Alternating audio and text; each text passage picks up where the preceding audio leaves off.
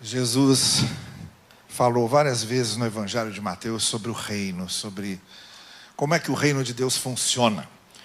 Várias vezes ele utilizou o recurso das parábolas. Jesus era um contador de histórias. As parábolas são histórias que Jesus contou. E através dessas histórias ele elucidou um pouco mais para as nossas mentes e para os nossos corações como é que o reino de Deus age, como é que o reino de Deus funciona. Há várias dessas parábolas, todas elas normalmente começam dizendo: o reino de Deus é igual a, ou o reino de Deus, o reino dos céus é como. E aí conta a história, conta a parábola, usando essa ilustração. Uma das parábolas mais incômodas sobre o reino de Deus, uma das parábolas que mais nos inquieta e nos causa estranheza naquilo que Jesus Cristo conta, está no capítulo 20 de Mateus. É a parábola daqueles que foram trabalhar na vinha. A vinha era uma plantação muito comum. Era muito conhecida. Essas parábolas têm muitos desses elementos agrários, rurais, porque muito especialmente na região em que Jesus pregava, que era a Galileia, falando às pessoas dos pequenos povoados, das cidadelas, das aldeias, o modo de vida dessas pessoas era a pesca, era a plantação, era cuidar de animais, comercializar animais, muito especialmente esses gados pequenos, esses rebanhos pequenos. Muitos dos seguidores de Jesus foram representantes dessas classes agrárias, desse pessoal do campo, desse pessoal do interior da Galileia, de regiões que ninguém quase conhecia. Então, muito das parábolas tem linguagem agrária, linguagem do interior, linguagem do que hoje a gente chamaria a linguagem do caipira, a linguagem do homem interiorano. E essa parábola fala de uma plantação de vinha, de uvas, em que aconteceu o seguinte: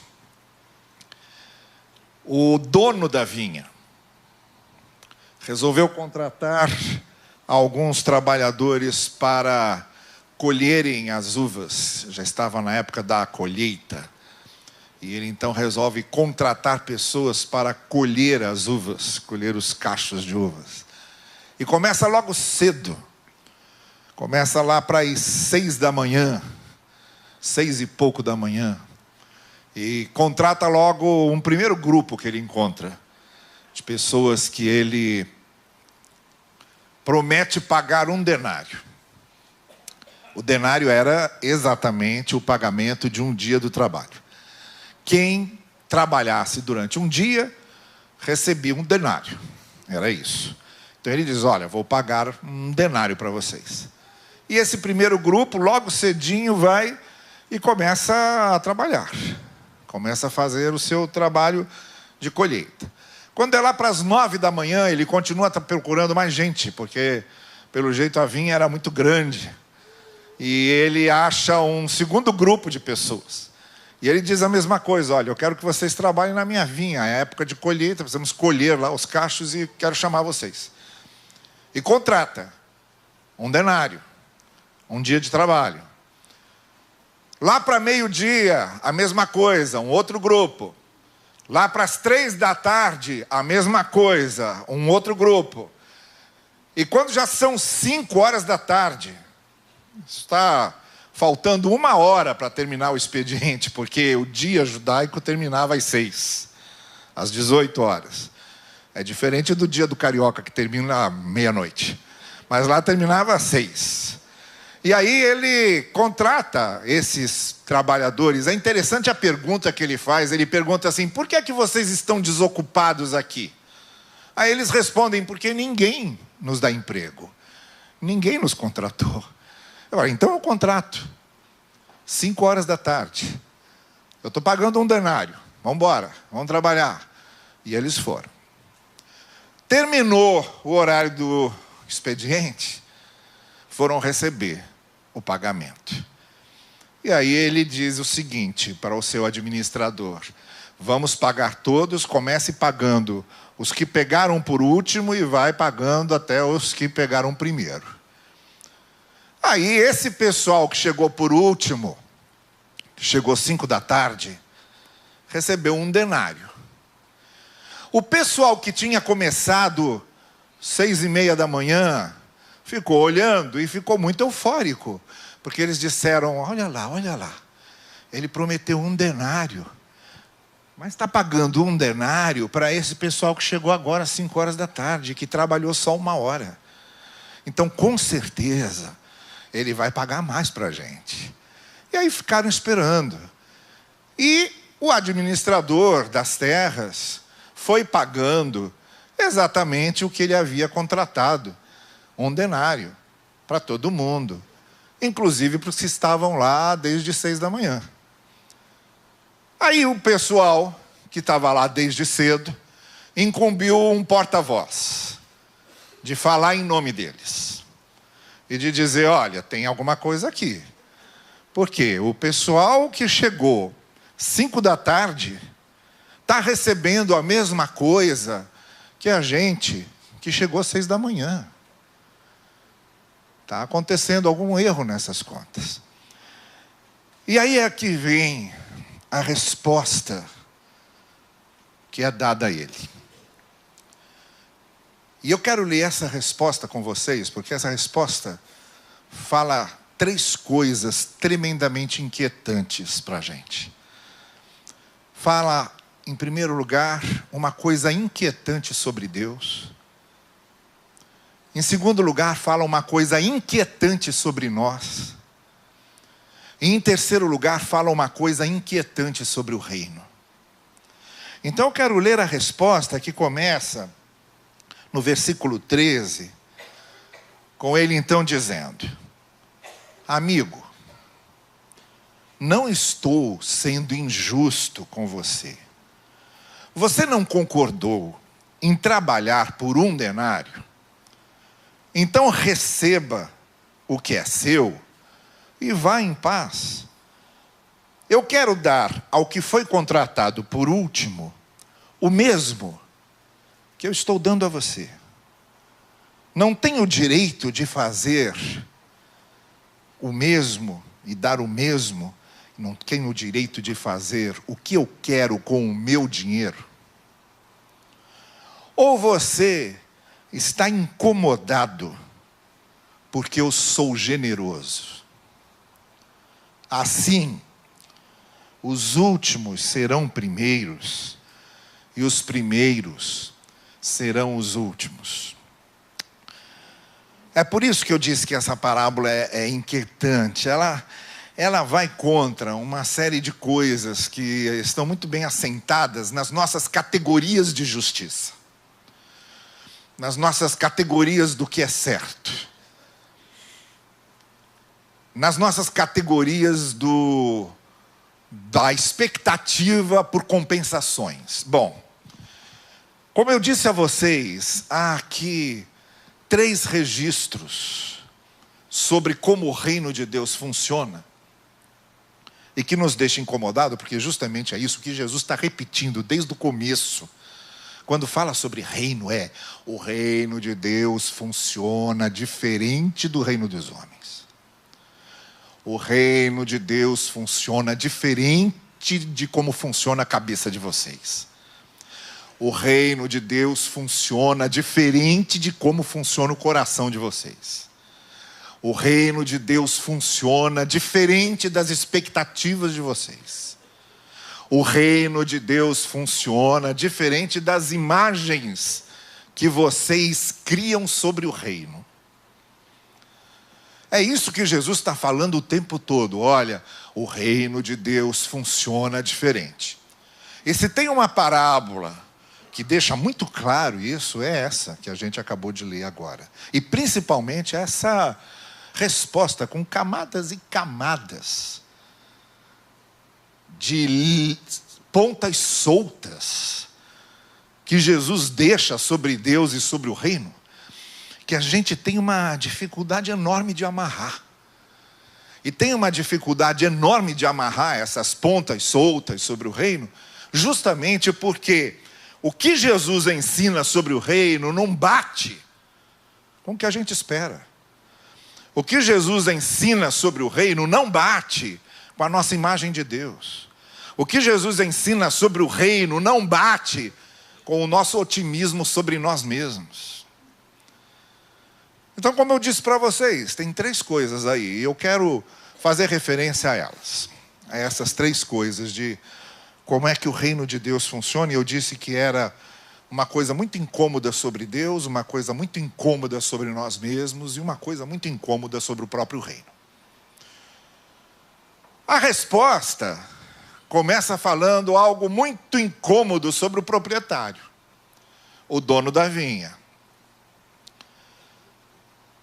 Quem sabe recitar o credo já descobriu rapidinho quem é o dono da vida. Eu creio no Deus Pai Todo-Poderoso, Criador de todas as coisas. É assim que o credo começa. Pois é isso aí, o dono da vinha é Ele. O dono da propriedade é Ele.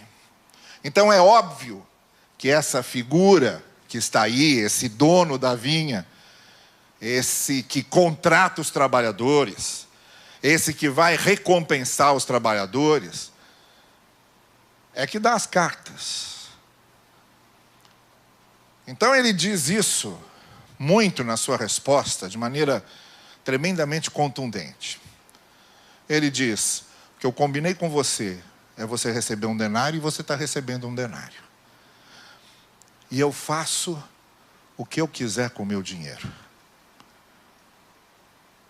Essa resposta parece até uma resposta meio antipática.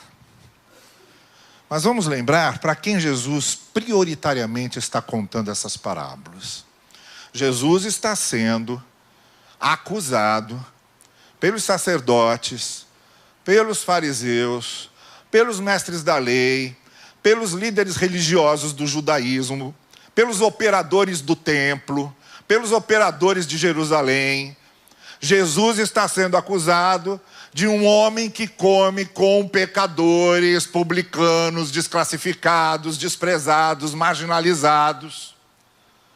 É nesse sentido, por exemplo, que as 3 parábolas de Lucas 15, 3 parábolas que a gente conhece muito bem: o pastor que busca a ovelha e faz uma festa porque encontrou, a mulher que varre a casa e faz uma festa porque encontrou a moeda que tinha perdido, e o pai que tem o filho de volta e faz uma festa para comemorar isso. As 3 parábolas contadas uma depois da outra estão respondendo uma acusação. O capítulo 15 de Lucas começa dizendo: e acusavam Jesus de andar com pecadores e com os desprezados da época. E aí Jesus conta 3 parábolas para demonstrar que ele veio para isso. Eu vim buscar a ovelha perdida, eu vim buscar a moeda perdida, eu vim buscar o filho perdido. A ideia do filho mais velho que fica ofendido com isso é importante aqui, e a gente vai voltar a ele daqui a pouco. Mas essa parábola do filho pródigo não é a parábola do filho que saiu, é a parábola do filho que ficou, que estava incomodado com a festa que estava sendo dada ao filho que voltou. E Jesus diz: no céu há uma festa toda vez que um desses retorna, porque foi por causa deles que eu vim. Então a resposta que o dono da terra dá quando ele diz assim: não posso fazer o que eu quiser com o meu dinheiro, é a resposta que Jesus está dando àquelas pessoas que o acusam. E a resposta que ele está dando é: eu faço o que eu quiser com o meu amor. Eu perdoo quem eu quiser. A minha graça funciona da minha maneira. Vocês não vão controlar a minha graça. Vocês não vão controlar o meu amor. Eu faço do jeito que eu quero com isso. É o que o apóstolo Paulo trata nos capítulos 9, 10 e 11 de Romanos, que trata sobre para que servia Israel e para que serve agora. E todo mundo lá na igreja de Roma viu como é que Paulo começou aquela carta. Paulo começa aquela carta dizendo o seguinte: está todo mundo perdido. Os gentios todos eles se afastaram de Deus, todos eles não reconhecem que foram criados por Deus, todos eles negam a Deus. Isso no capítulo 1 de Romanos. Aí no capítulo 2, Paulo dá uma virada nessa metralhadora giratória e aponta para os judeus da igreja de Roma, que estão dizendo: olha lá, está vendo? Esses são gentios, estão perdidos mesmo, não tem a lei de Moisés. Aí ele dá uma virada nesse negócio e vira para os judeus da igreja de Roma, os que vieram do judaísmo e eram cristãos agora, e diz para eles: e vocês, que acham que porque tem a lei de Moisés estão salvos, estão enganados. Vocês estão numa situação pior do que eles, porque eles não conhecem a lei, e vocês conhecem, e desobedecem, e estão perdidos. E aí entra o capítulo 3 de Romanos, com Paulo dizendo assim: todos foram destituídos da glória de Deus, porque todos pecaram. Está todo mundo no mesmo nível. E aí ele entra no capítulo 4 e 5, dizendo: o que é que resolve isso? A graça de Deus. Jesus Cristo morrendo por nós. O que vai acontecer lá nos capítulos 9, 10 e 11 é que o pessoal que veio do judaísmo, que veio da lei de Moisés, e que continuava defendendo que todo mundo, mesmo sem ser judeu, tinha que obedecer à lei de Moisés, que a graça podia salvar, mas não valia tanto, vamos dar uma força para a graça e vamos juntar aí a lei de Moisés. Esse pessoal começou a perguntar: para que valeu a lei então? Se não é obedecer a lei que nos salva? Porque Paulo já tinha dito isso. Ainda bem que não é obedecer a lei que nos salva. Porque se fosse isso, não sobrava um. Porque todos nós desobedecemos a lei. Todos nós quebramos os 10 mandamentos todos do início ao fim. Todos. Se levarmos em consideração a maneira como Jesus interpretou os 10 mandamentos, matar o outro não é só tirar a vida, é insultá-lo, você já está matando. Trair não é só ir para a cama, mas é pensar nisso e você já está traindo. Então nós quebramos os 10 mandamentos. Usar o nome de Deus em vão, atribuindo a Deus que não tem nada, coisas que não tem nada a ver com Ele. Não furtar. O que roubamos dos outros? O que roubamos da dignidade dos outros? Não cobiçar. É interessante como os 10 mandamentos terminam: vocês não farão isso, nem vão desejar fazer. Porque não é uma questão só de fazer, é uma questão de nem desejar. E quem deita a cabeça no travesseiro toda noite, sabe que isso é verdade. Eu posso nunca ter matado ninguém, mas posso ter desejado muito que uma pessoa qualquer desaparecesse da face da terra. Basta um pouco de raiva. Então Paulo diz: vocês estão reclamando porque Deus resolveu não salvar pela lei. Porque pela lei não sobra um. Deus resolveu salvar pela graça. Então, nesse momento da carta aos Romanos, que o pessoal: mas e aí, como é que fica? Paulo responde literalmente: Deus resolveu fazer assim. Não peçam explicação para mim. Deus resolveu salvar pela graça. Ele resolveu salvar pelo que Cristo fez. Cristo foi lá, cumpriu a lei e pagou tudo no nosso lugar, e Deus resolveu fazer assim.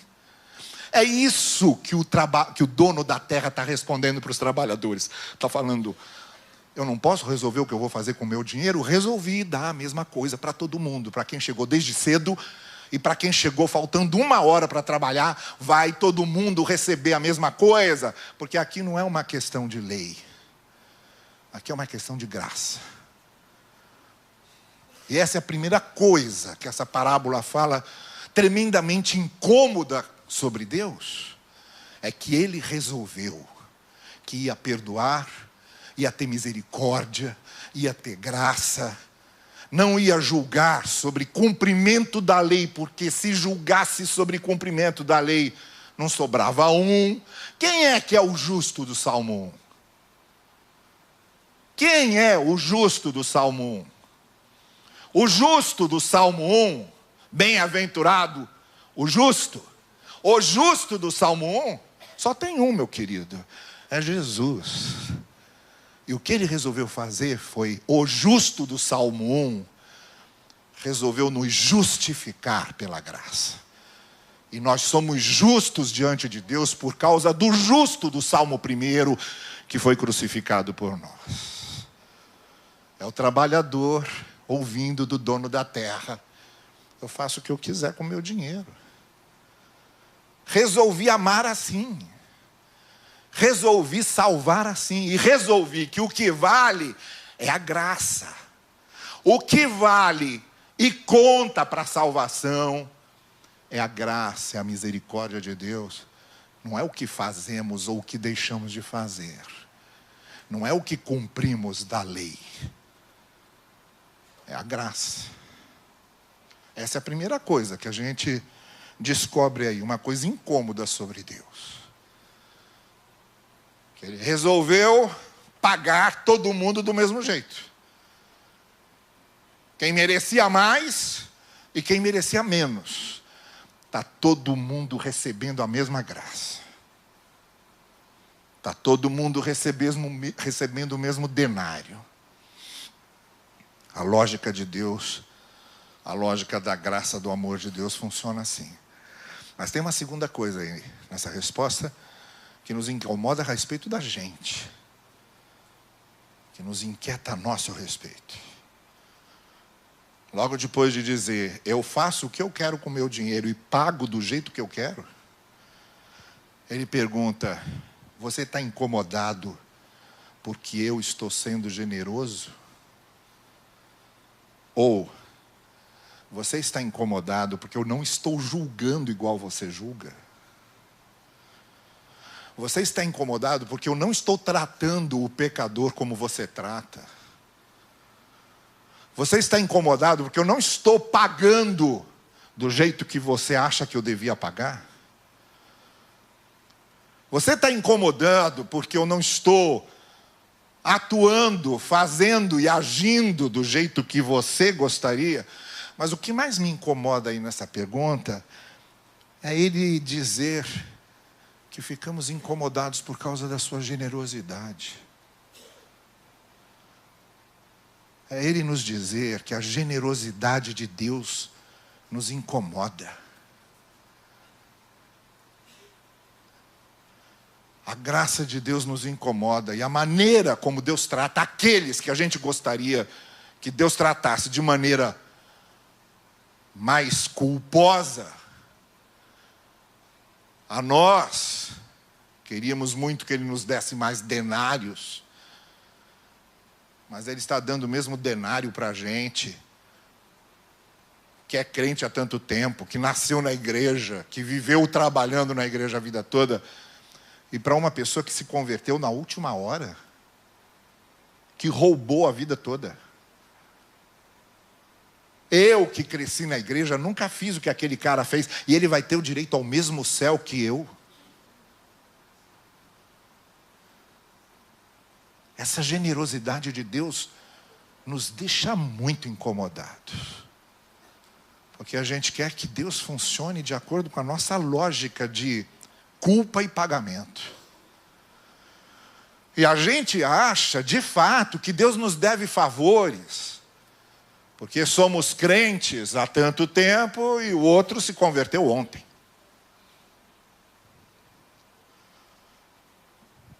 Com certeza, É incômodo lembrar daquele ladrão da cruz, que no último respiro dele, um pouco antes de morrer, viveu a vida toda fazendo tudo o que o Caifás nunca fez. O que Pedro nunca fez. O que Paulo nunca fez. Aliás, Paulo dizia, eu fui o fariseu dos fariseus. Eu levava aquilo a sério. Muito a sério. Ninguém podia me acusar de nada. Aí Paulo passa a vida toda assim. E o outro lá na cruz, no último momento, no último instante, ele ouve de Jesus, você vai estar comigo no paraíso. É aí que o personagem da parábola ouve a pergunta, você está incomodado com a minha generosidade? Isso está te incomodando? Mas é assim que eu trabalho. Foi assim que eu resolvi fazer. Eu resolvi ser graça, ser misericórdia, ser perdão, ser amor. E a gente que até começa a vida cristã, com o coração quebrantado, com o coração de um publicano contrito. O problema é que o tempo vai passando e o nosso coração vai se tornando o coração do sacerdote, do mestre da lei, do que se acha com direitos diante de Deus, do que se acha com direito de ser a palmatória do mundo. E vamos enfarisaindo o nosso coração. De maneira que todo mundo começa se sentindo pecador. E à medida que o tempo vai passando, a gente vai se sentindo o juiz do mundo. Porque a generosidade de Deus vai nos incomodando. E a gente vai vendo as coisas e começa a pensar, não pode ser.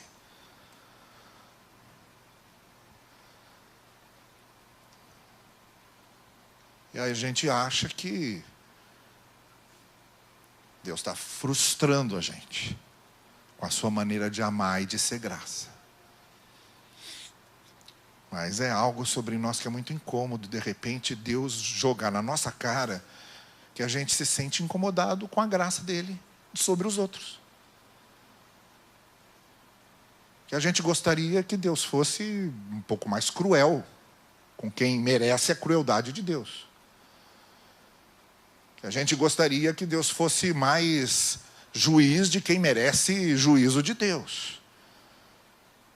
De que Deus fosse mais inferno para quem merece o inferno de Deus. E Deus nos frustra. E a quem a gente tem certeza que vai para o inferno, Deus está dando o céu. E a quem a gente tem certeza que não merece uma gota da graça de Deus, está sendo agraciado por Deus. E aí a gente reproduz, eu disse que eu ia voltar a ele, porque é um personagem importante, o filho mais velho da parábola do filho pródigo. A parábola do filho pródigo não é a parábola do filho que saiu de casa, é a parábola do filho que voltou, porque é para aqueles que acusavam Jesus que Jesus estava respondendo. Ele estava dizendo, vocês são o filho mais velho, vocês estão incomodados com a graça do Pai. Vocês estão incomodados que o Pai está recebendo o pecador de volta e está dando festa para ele e nunca deu para vocês. Vocês estão incomodados com isso. Vocês é que acham que têm direitos diante do Pai, porque vocês estão sendo os bons filhos, e que esse que foi o mau filho não merecia ser recebido de volta. E o Pai está recebendo. E mandou matar um cordeiro. E mandou fazer um churrasco. E servir Coca-Cola para todo mundo. E fazendo a festa. E essa graça de Deus, essa generosidade de Deus nos incomoda. A generosidade de Deus que nos incomoda demais quando Jesus Cristo diz, sejam perfeitos como é perfeito o Pai Celestial de vocês, que faz nascer o sol e cair a chuva sobre justos e injustos. Sejam perfeitos como o Pai de vocês é perfeito. orando pelos seus inimigos e não se vingando deles. Sejam perfeitos como o vosso Pai é perfeito, não pagando na mesma moeda, mas andando a segunda milha. E se tiraram de você o casaco, dê o resto da roupa. Sejam vocês perfeitos como o Pai de vocês é perfeito, não pagando o mal com o mal, mas pagando o mal com o bem. E aí Jesus Cristo, o apóstolo Paulo até usa uma expressão lá, ele diz assim: façam isso, paguem o mal com o bem. Alguém faz o mal a vocês, e quando vocês têm a oportunidade de pagar na mesma moeda, vocês não pagam, pelo contrário, vocês fazem um favor para a pessoa, vocês vão acumular brasa sobre a cabeça dela, que significa, ela não vai entender nada, vai bagunçar a cabeça dela, porque vai contra todas as expectativas, né? Eu lembro uma vez que eu estava falando isso para um marido que estava reclamando da esposa, de uma certa maneira da esposa infernizando mesmo a vida dele, e eu disse para ele assim: paga com o bem, leva a sua esposa para jantar fora, dá um presente para ela, começa a elogiá-la. Aí eu disse isso, o apóstolo Paulo disse que a pessoa faz um mal para a gente faz o bem para ela, é como acumular brasa na cabeça dela, e abrir o olho e falar: é tudo isso que eu estou querendo, acumular fogo na cabeça daquela mulher. Bom, o que o apóstolo Paulo quis dizer é que a gente bagunça a cabeça. A gente bagunça a cabeça da pessoa que, em vez da gente pagar com a mesma moeda, a gente vai lá e faz um bem para ela.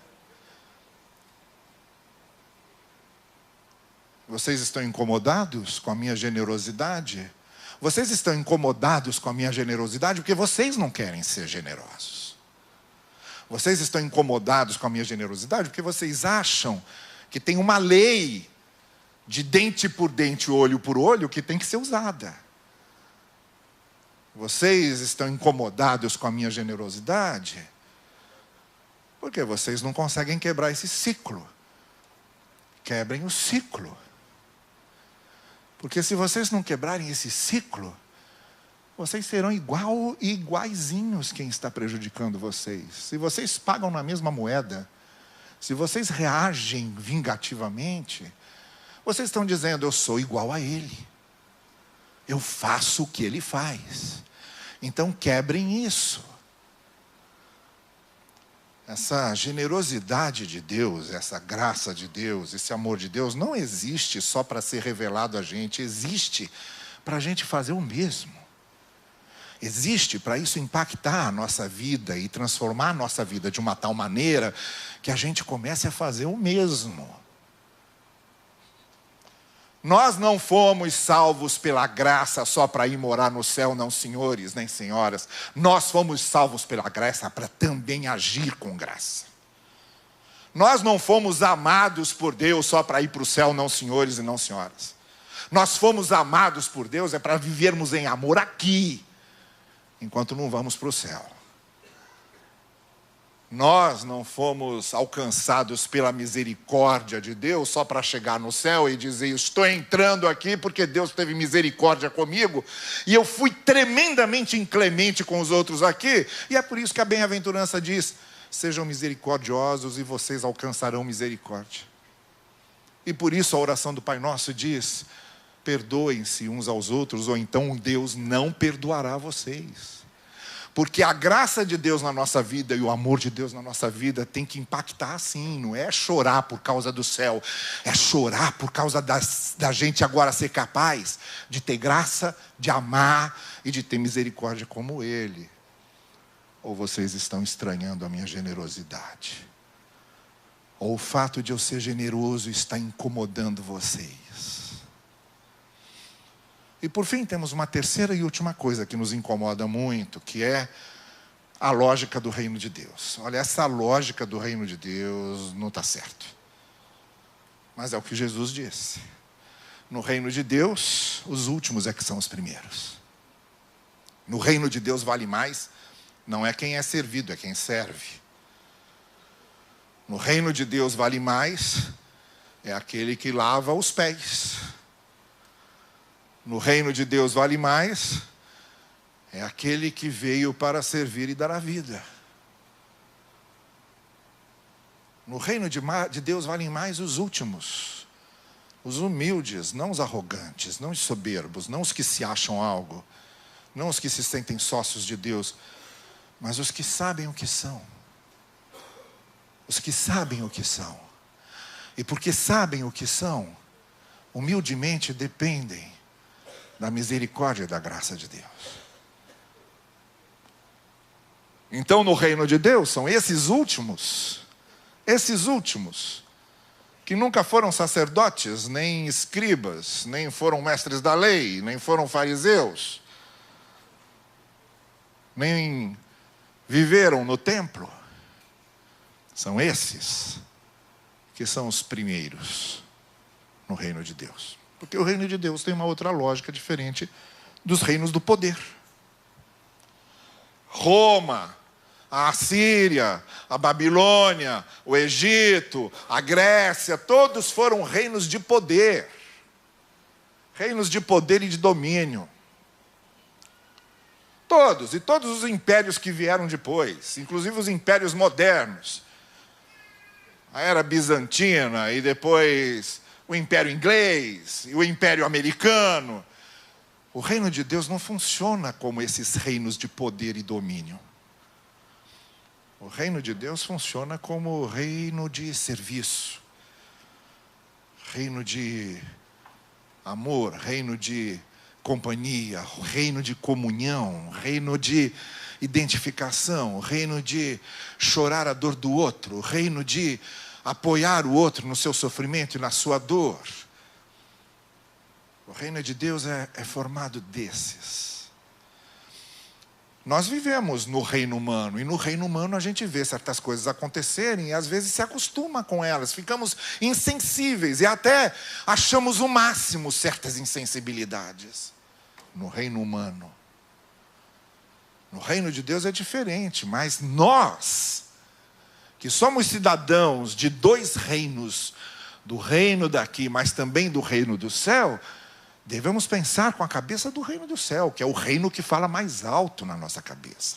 Os princípios do reino de Deus é que devem sempre falar mais alto do que os princípios do reino humano, que nos torna às vezes tão insensíveis e cruéis. Tão desejosos do poder e do domínio. Tão desejosos da vingança. Tão capazes da inclemência. Tão felizes com a injustiça. Jesus termina essa parábola dizendo: no reino é diferente. E é claro que isso também nos incomoda, porque às vezes a gente quer que o reino de Deus funcione como na nossa cabeça ele tem que funcionar. E não é assim. Está aí uma parábola muito incômoda. Está aí uma parábola que nos convida sem emoções, sabe? Porque as emoções às vezes nublam nossa visão, sem euforia, mas com a cabeça e com o coração. Abrir essa parábola, entender o que ela diz, refletir sobre esses 3 desafios que ela nos faz. Comece a ver Deus como um Deus de graça, porque é o que Ele é. Deus de graça e misericórdia, e que diz pra gente: eu faço o que eu quero com o meu dinheiro. Eu amo, dou graça e misericórdia do jeito que eu quero. E resolvi salvar pela graça e não pela lei. Que saiamos daqui carregando conosco essa pergunta incômoda: importa e incomoda você eu estar sendo generoso? Você está estranhando a minha generosidade, a minha graça e a minha maneira de agir com amor? E que saiamos daqui profundamente incomodados com o fato de termos diante de nós a verdade de que o reino de Deus funciona diferente das nossas expectativas. No reino, a ordem se inverte. No reino, a ordem é outra. E não a que estamos acostumados. Nessa noite, eu quero convidar você a deixar-se alcançar por esse Deus de graça e dizer a você: Deus é graça, quer perdoar você, quer ter misericórdia de você, quer transformar sua vida e quer ser para você o Deus de graça, de perdão e de misericórdia. Foi para isso que Jesus Cristo veio e foi para isso que Jesus morreu naquela cruz. Jesus naquela cruz era graça, amor e misericórdia. Pai, perdoa porque não sabem o que fazem. Que você se deixe alcançar por esse Deus de graça e aprenda a conviver com a graça de Deus e a desfrutar da graça e a descansar na graça, porque Deus veio para isso, para ser graça e misericórdia para a gente. Que nós saiamos daqui profundamente transformados também na nossa maneira de agir. Não conhecemos a graça de Deus só por causa da eternidade. A eternidade é um outro assunto. A gente não sabe nada sobre ela, a não ser algumas figuras que a Bíblia usa. Mas a rigor não sabemos nada sobre a eternidade. O que sabemos é sobre aqui. Isso aqui a gente conhece bem. E é aqui que a graça de Deus opera em nós para nós agirmos também com graça, misericórdia e perdão. E saiamos daqui desafiados a entrarmos na lógica do reino de Deus. Saiamos daqui servos. Saiamos daqui simpatizando e empatizando com o outro. Saiamos daqui como agentes da comunhão. Saiamos daqui como agentes do companheirismo. Saiamos daqui profundamente humanos, com a sensibilidade profundamente humana, como é a sensibilidade do reino de Deus. Saímos daqui dispostos a termos essa humildade, essa dependência, essa disposição para lavarmos os pés, que é o que faz a essência do reino de Deus. Saímos daqui respondendo sim para Deus. Respondendo sim para Ele. Sim, eu olho para a cruz e vejo o que Jesus fez por mim e digo sim, quero ser isso, porque eu também estou crucificado com Cristo e não vive mais o meu ego, o meu eu, a minha soberba, o meu desejo de manipular Deus, o meu desejo de ser mais justo do que Deus é, mas que reine em mim o Cristo crucificado. O Cristo crucificado é o Cristo que se entregou, é o Cristo que deu a vida, é o Cristo que se abriu para o outro, é o Cristo que acolheu, o Cristo que trouxe para perto, o Cristo que olhou o ser humano como imagem de Deus, o Cristo que soube reconhecer a dignidade de Deus em cada ser humano e que nos ensinou a fazer isso, a nos crucificarmos com Ele, para revelarmos ao mundo o amor e a graça de Deus através de nós. O amor e a graça de Deus através de nós. É esse o desafio.